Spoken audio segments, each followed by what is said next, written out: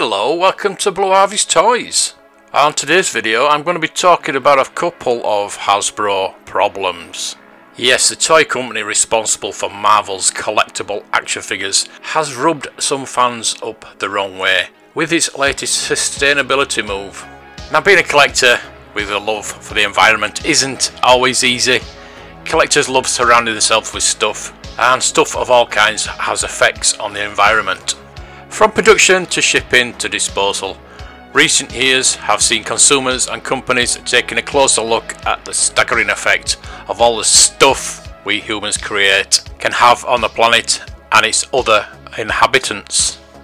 The love of stuff isn't going anywhere, so there has been a lot of innovation in the realms of sustainability, and one of the biggest names in the collectibles market, the toy company Hasbro, has introduced a new initiative to cut down on environmental harm by reducing its use on plastics. Consumers and companies are right to be worried about the effects on plastics on our environment. Last year, 85% of US plastic waste went to landfills instead of being properly recycled. Recycling plastic is better than sending it to a landfill, but recycled plastic can only be turned into other plastic-based products. And as we know, Hasbro are pretty good on recycling their plastic. At the end of its life cycle, something made of plastic will just break down into microplastics, most often ending up in the ocean to be ingested by sea creatures and enter the food chain. With this in mind, in August 2019, Hasbro announced plans to phase out plastic from new product packaging. The goal was to eliminate virtually all plastic in packaging for new products by the end of 2022. This includes plastic elements like polybags, elastic bands, shrink wrap, window sheets and blister packs. This isn't the toy company's first move into eco-friendly packaging.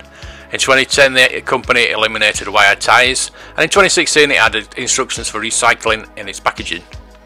In 2018 the company incorporated more plant-based materials into the packaging. The company even had a deal with the TerraCycle, a company that will accept used toys and properly recycle them. Our in-house packaging team is constantly innovating, testing and validating new materials, exploring new solutions and developing best practices to improve the sustainability of our products and packaging, said Catherine Beliveau, Senior Vice President of Government Affairs and Corporate Social Responsibility at Hasbro. It's a big long title. Improving the sustainability of products is an excellent goal, but Hasbro may have got to go back to the drawing board to keep its hobbyist consumer base. In the past, Hasbro's packaging included a plastic window that allowed collectors to display their favourite superheroes or villains without removing them from the box. Plastic film allowed folks to ensure the figure had all of its pieces, but then they could preserve the box in hopes that the figures will become valuable, and oftentimes they do. Unfortunately, the removal of these windows leaves collectors no way to take a peek at their precious possessions. What's the point of having a toy if you can never ever get a look at it? Being able to see the goods is a huge motivating factor in deciding to purchase. Many collectors still buy figures from the local comic book shops, and the ability to plastic window shop can easily result in going to a shop for one toy and leaving with 5.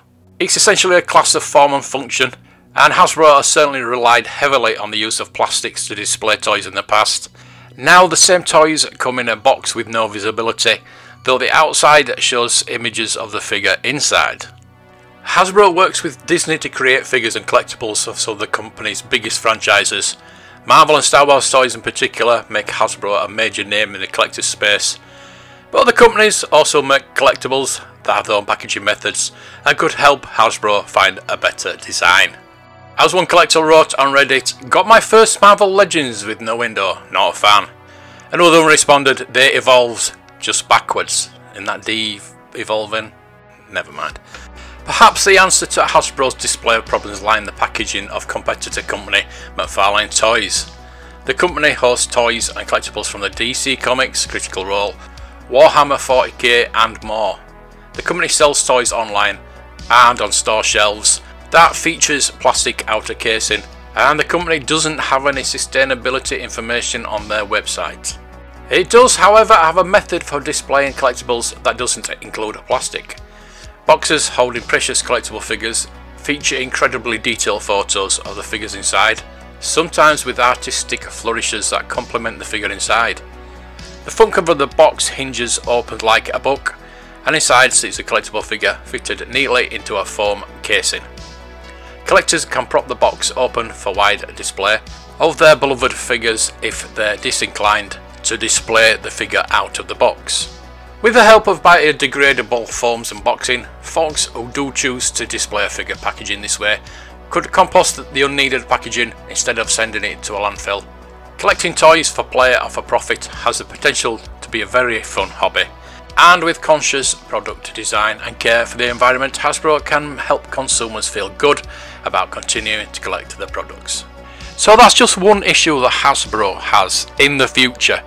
But is it in the future? Is it happening now? I do believe it's happening now, and it certainly will continue to happen. If you watch my channel for any number of time, you'll know that I did collect Black Series. I still do get some Marvel Legends, but I collected Black Series from when they started in 2014 right up until a couple of years ago when I just sold them all. And I do see more and more collectors coming away from collecting, let's say, just say for instance Black Series, because that is what I collected, and I know that I don't want to buy them anymore. And don't get me wrong, it is a real shame. They do make good figures, but the two problems that we're going to talk about today, we've talked about the packaging issue, which I think is going to drive a lot of people away. Now again, don't get me wrong, but I don't think they're going to get rid of the bubble. The vintage carded figures are going to stay the same. They will never get rid of that bubble, because it won't be a retro then, will it? Or a vintage collection. No, don't panic about that. They won't get rid of the bubbles. But windowless boxes, which I'm not really against, I'll be honest there, I'm not really against. I'm an old school 70s and 80s toy guy where all our stuff is in boxes. But I know it will put a lot of people off. I'm putting that with the price point of the figures right now, which I can do a whole video on.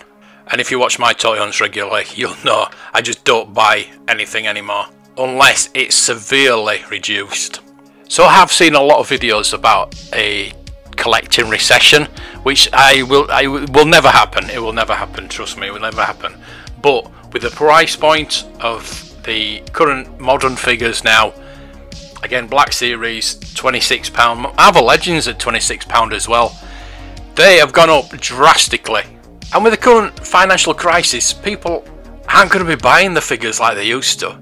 They might buy one a month, and the budgets will be tighter. But as I said, there's going to be no recession toy-wise. But people are going to be buying something differently. They're going to buy cheaper, like McFarlane. McFarlane are a lot cheaper. That is why when I go to Forbidden Planet now, the full wall that used to be all Marvel Legends is all McFarlane now. Because it's cheaper. Because people are buying it.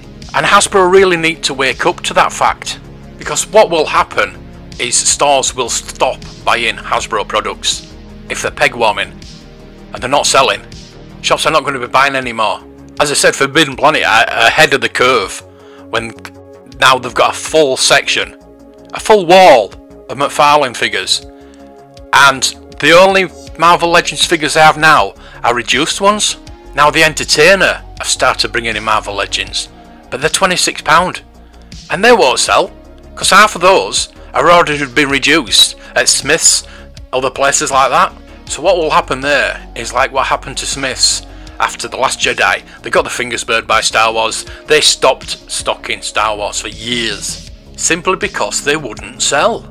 So I will say here and now, mark the date, that within 2 years or whenever the license is up with Star Wars and Marvel, if Hasbro don't do anything, they will pull the plug. Now there's not a lot of companies that could afford the Star Wars license. It would be nice to see McFarlane get hold of the Marvel license. I don't think they could afford the Star Wars license, but it would be nice. The only thing with that is we wouldn't see many lady characters. So let me know what you think. Let's start a discussion here.